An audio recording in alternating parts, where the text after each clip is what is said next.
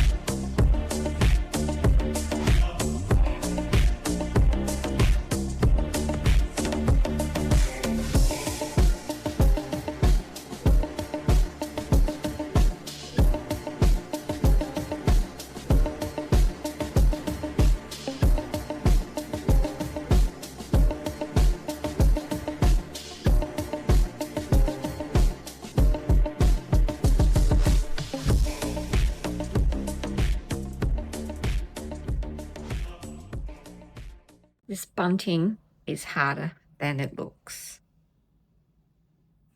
I'm struggling away with it, but I'm determined to do more of it.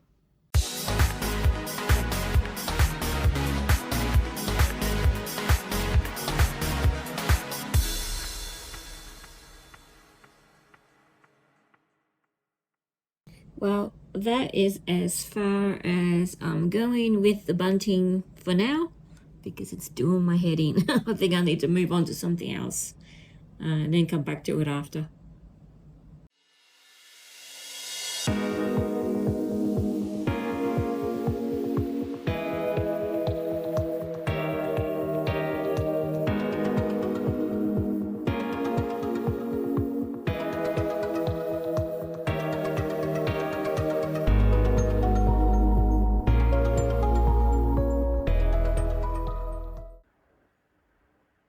I've got another case of false fits. Now, these two here have been driving me insane because they fit, but when you look at it closely, it just doesn't match. It doesn't match in color, doesn't match up with the pattern quite. So I knew that they didn't belong here. Let's just take them out again. So then I had to search to see where along here I might have gone wrong. Is it here? No. That all looked correct to me. And when I went over here, the better light, that stood out. So I knew those two didn't belong there because it's quite yellow compared to the rest there. But then I realized that that piece also doesn't go there. So it's actually the 3 pieces here that really should be over here. So I'll take that one out as well. Add it to there. And then remove these 3. It's very easy to get false fits with this puzzle. So let's put that one where it belongs. That's better. And put this one where that goes. Solve that mystery.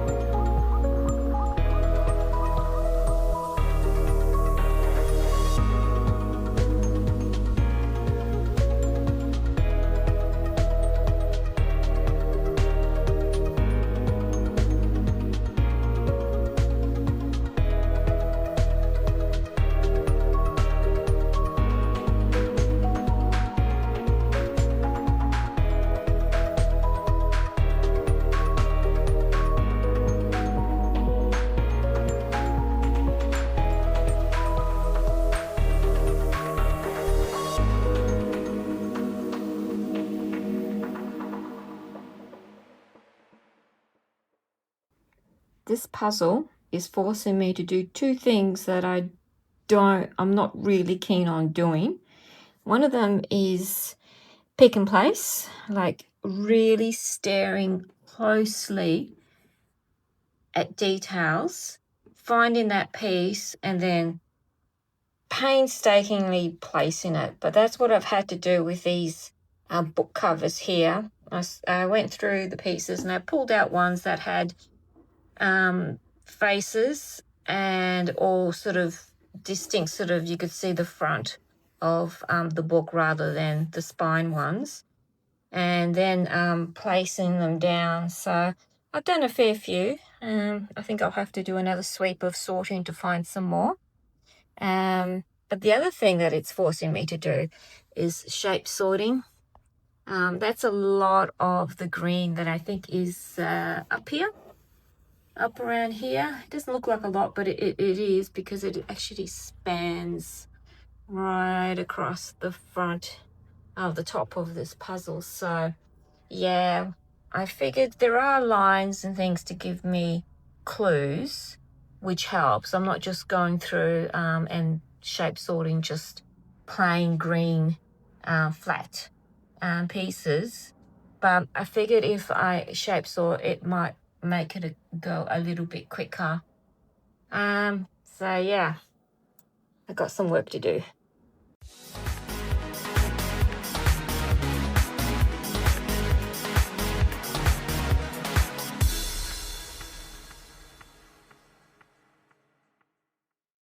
So as you just saw from the footage there of Marcus helping me out with this green bit at the top here, and the reason was because I was getting so frustrated because there was so many false fits. So many. I call this green area here the land of false fits. So I did end up like working with him to get the last couple of pieces in, but yeah, we ended up swapping out quite a lot of pieces.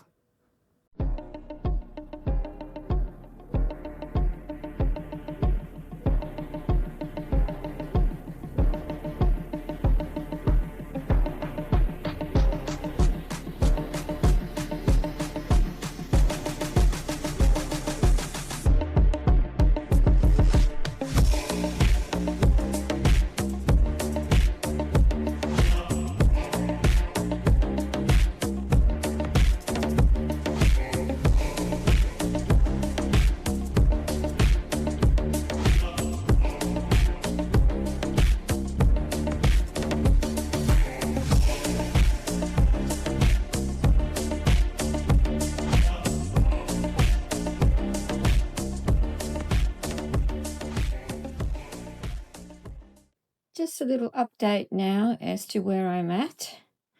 So what I have basically got left to do is this red and white striped awning that goes right across most of the width of the puzzle. There's just that little bit there that I had already done.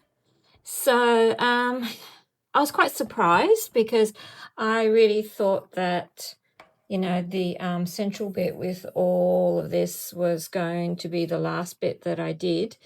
But I just found myself working from the bottom up and just keep on going. This part here was a real slog, but I finally got to the awning bit. Now the awning does actually have writing on it, but the problem is those letters are really large, and I find large letters on puzzles not that easy to do. When they're a bit smaller, like this sort of lettering, that's fine. That was a little bit tricky, not too bad, but this, I don't think that's going to be terribly easy. So I'll show you the pieces that I've got left. A whole heap of white, a mixture of red and white.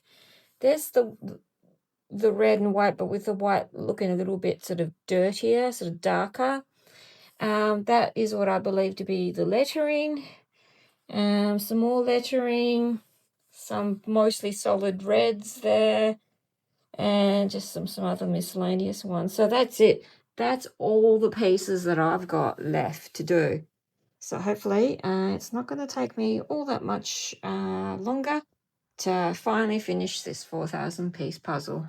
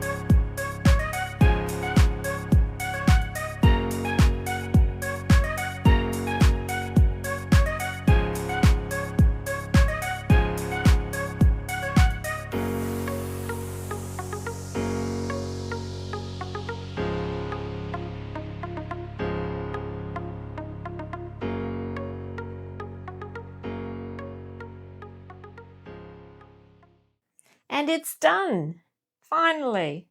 Now, I didn't time myself, and I didn't really take note of how many days it took, but it took me a while, but not as long as I thought it would. Now, I'm just going to give you my thoughts on what it was like to do a 4,000 piece jigsaw puzzle, because this was my first one. And I'm going to compare it to doing a 3,000 piece one. Now, I've done two 3,000 piece ones. I'll pop a link up to a video I did about one of them, the last one that I did.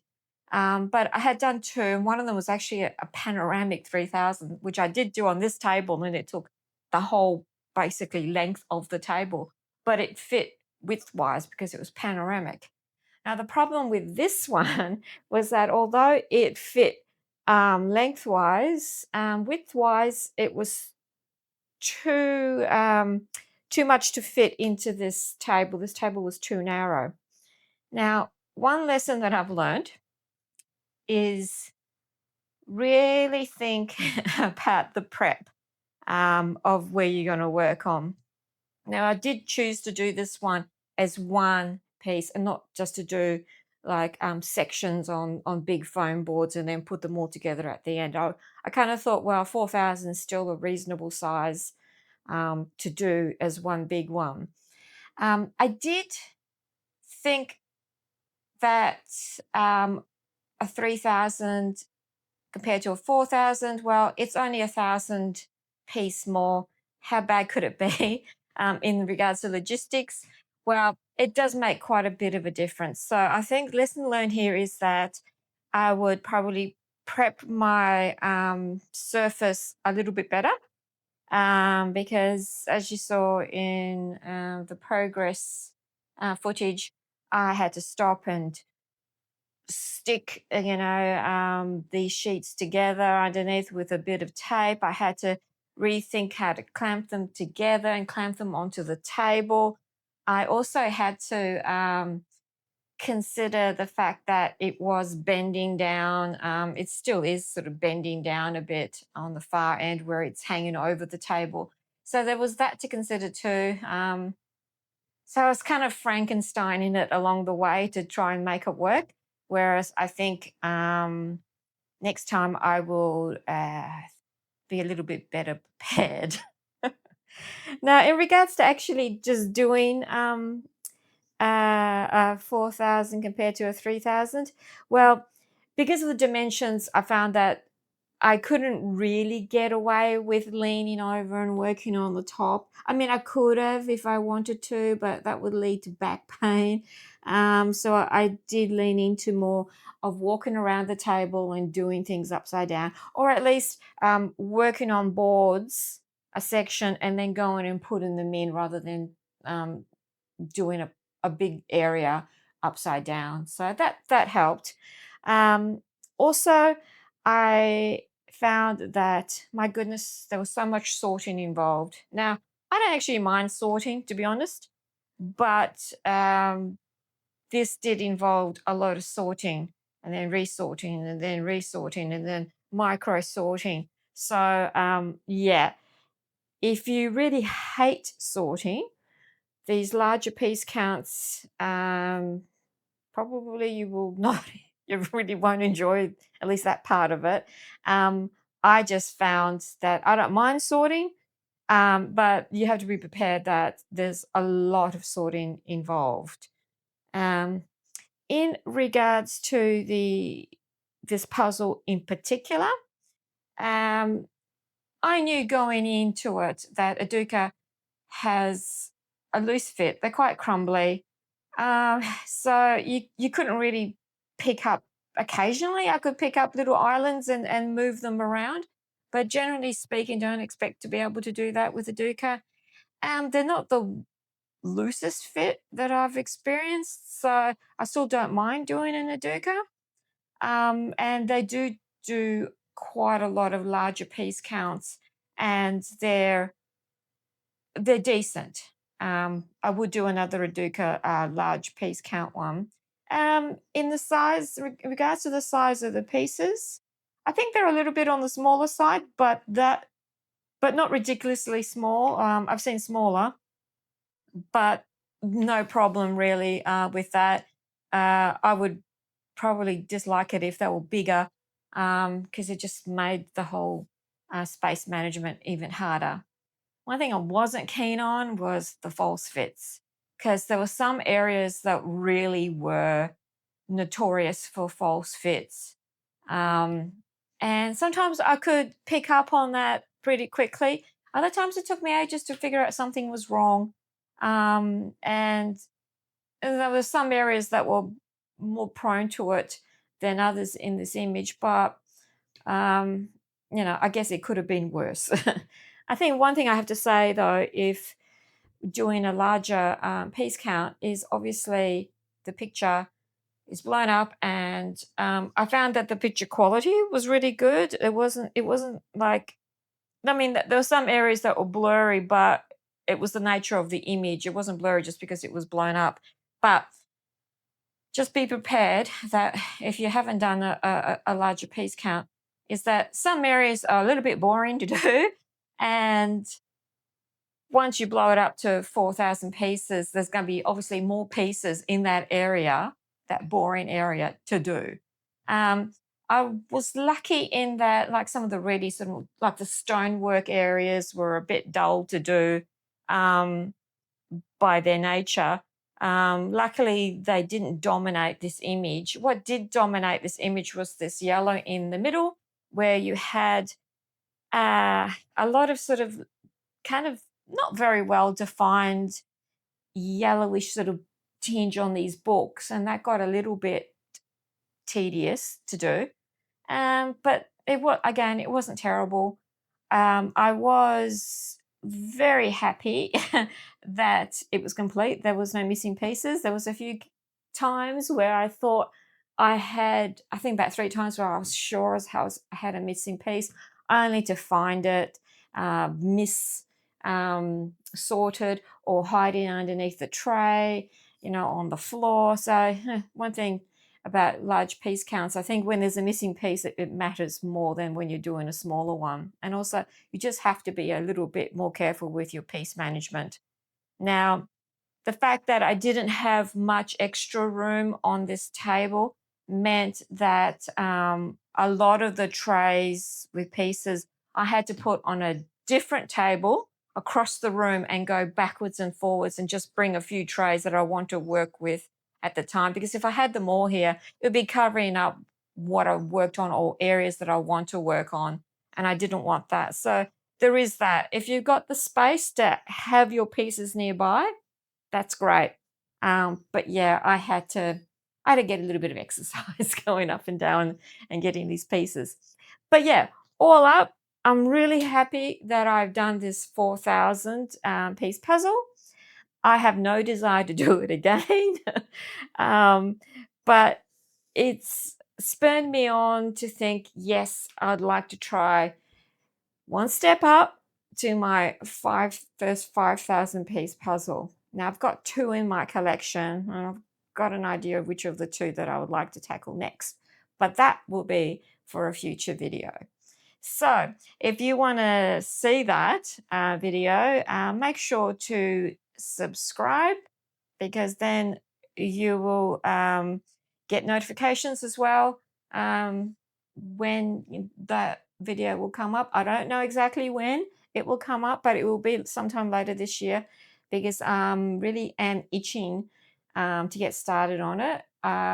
Honestly, I would start it now if I could, but I have got a big state speed puzzling competition coming up, and I will be concentrating on training for that. So once that's over and done with, I think I shall be cracking open my 5,000 piece jigsaw puzzle. So I hope you have enjoyed watching my adventures and my progress in doing my first 4,000 piece jigsaw puzzle. I am curious to know if you've done a 4,000 piece puzzle, and if you have, what it was. And if you haven't, which one have you got your eye on if you've, you know, had a bit of a look and of some possibilities out there. So once again, thank you so much for joining me here again, and hopefully we'll catch you in the next video. See ya.